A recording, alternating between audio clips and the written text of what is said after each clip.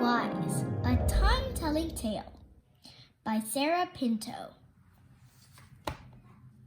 Thomas was part of a busy family. There was always something to do or somewhere to go. Because Thomas's family was so busy, his parents were always talking about time. But Thomas couldn't tell time. It just made him confused. Wake up! It's 7:15! Do you know what time it is? Not really. Hurry up and eat! It's already 8. I already ate. Thomas decided he needed to know how to tell time. He stared at the kitchen clock. What time is it? He asked his mom. 8:15, she answered. Thomas didn't see a 15 on the clock. What time do we have to leave? He asked. 8:20, she answered. Thomas didn't see a 20 on the clock. Telling time is hard, thought Thomas. The next day, while Thomas and his mother were rushing around doing errands, he saw exactly what he needed. Stop the cart! He shouted. When he opened the door, Thomas heard tick-tock, tick-tock. Whoa! Whispered Thomas. May I help you? Asked the clockmaker. Yes, said Thomas. I need to learn how to tell time. Then you've come to the right place, the clockmaker said. There are many different ways to learn, but let me tell you about my favorite. Clocks have 2 hands, she began. The hands point to the numbers to tell us what time it is. The short hand tells us the hours, and the long hand tells us the minutes. The hands and the numbers work together to tell us the time. The clockmaker pointed to a strange-looking clock on the wall. I think it's easiest to start with a clock that has just the hour hand on it. We started learning to tell time by telling the hours of the day. When the short hand points to a number, that's what hour it is. Of course, the hour hand doesn't always point exactly to a number. Sometimes it's before or after the number. That means it's either before or after that hour. For instance, if the hour hand is before the 3, it's before 3 o'clock. If it's pointing exactly at 3, it's exactly 3 o'clock. If it's pointing after 3, it's after 3 o'clock. The hand goes all the way around, always moving in the same direction, which we call clockwise. Just then, Thomas's mom popped her head in the door. Thomas dear, we're late. It's 1:30 and the girls are done with dance class. 1:30? Thomas asked.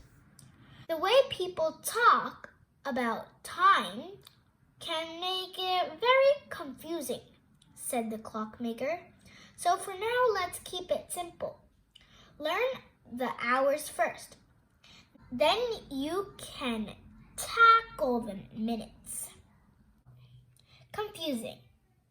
Till 4:45, 6:15, 6:36, 1/4 a.m., 10 to 4:30, and so on. Simple. After 7, almost 11, around 2, and 6 o'clock. Here, said the clockmaker, handing him a box. This is one-handed clock you can practice with. Add the minute hand once you understand the hours. Thomas thanked the clockmaker and left. That evening, before bed, Thomas's mother helped him put up his clock. It was 7 o'clock. So Thomas's mom moved the hour hand so it pointed exactly to 7. Thomas looked at the hand. "It's not moving," said Thomas. "Yes, it is, honey," said his mom, "but it moves so slowly that you don't really notice it. It takes 1 whole hour for it to move from one number to the next." Thomas lay in bed, staring at the clock. He was excited about learning to tell time, but soon his eyelids grew heavy and fell asleep. The next morning, when Thomas opened his eyes, the first thing he did was look at his clock. It looked like this. "Okay," thought Thomas, "that must mean it's after 7. Just then, his mother shouted up the stairs, "Kids, it's time to get up. It's after 7.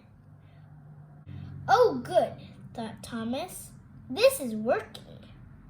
Over the next few weeks, Thomas got better and better at using his clock. Time was beginning to take shape. He knew that he woke up around 7. He ate breakfast just before 8. Lunch was usually a little after 12. School let out a bit before 3. Dinner was a little before 6. And he went to bed around 8. Before long, Thomas was ready for minutes. Thomas and his mother added the minute hand to his clock. "Can you count by 5s up to 60?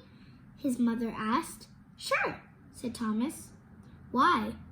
"Because there are 60 minutes in an hour. We use the hour numbers to count the minutes by 5s. A new hour begins when the minute hand points to 12. Let's write the minute number next to the hour number to help you remember. When the minute hand points to those numbers, that's how many minutes past the hour it is." Wow, they actually wrote on the clock. Thomas stared at the clock. "What are those little things between the numbers?" he asked Mom. "Those are marks to help us keep track of the minutes too," she answered. "That's instead of writing all 60 numbers on the clock. There are 60 marks.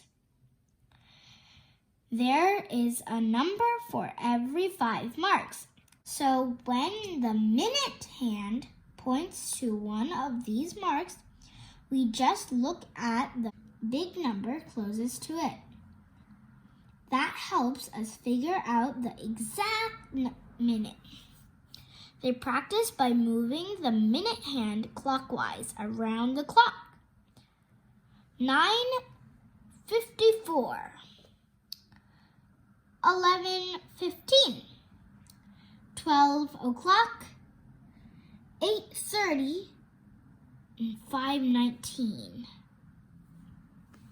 First, Thomas said the hour, then he said the minutes.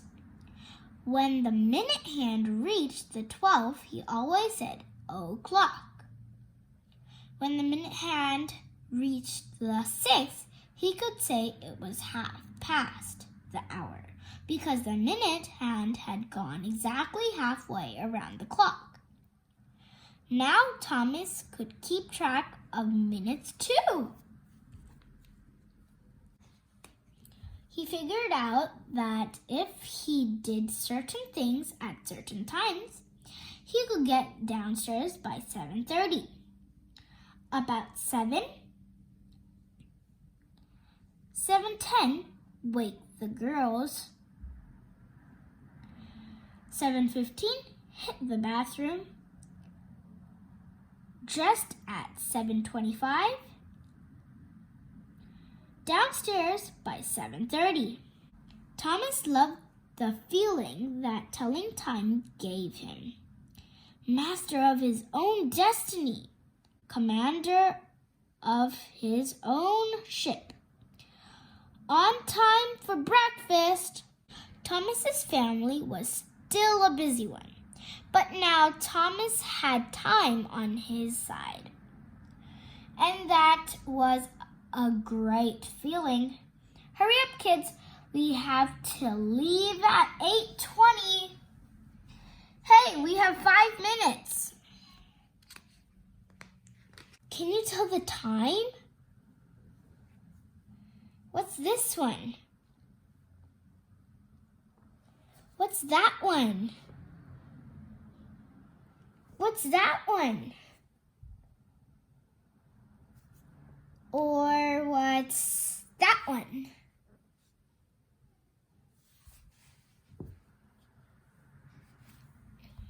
The end.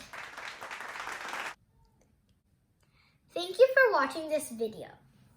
Please subscribe to this channel and don't forget to ring the bell. And yes, please suggest books that you want me to read. Happy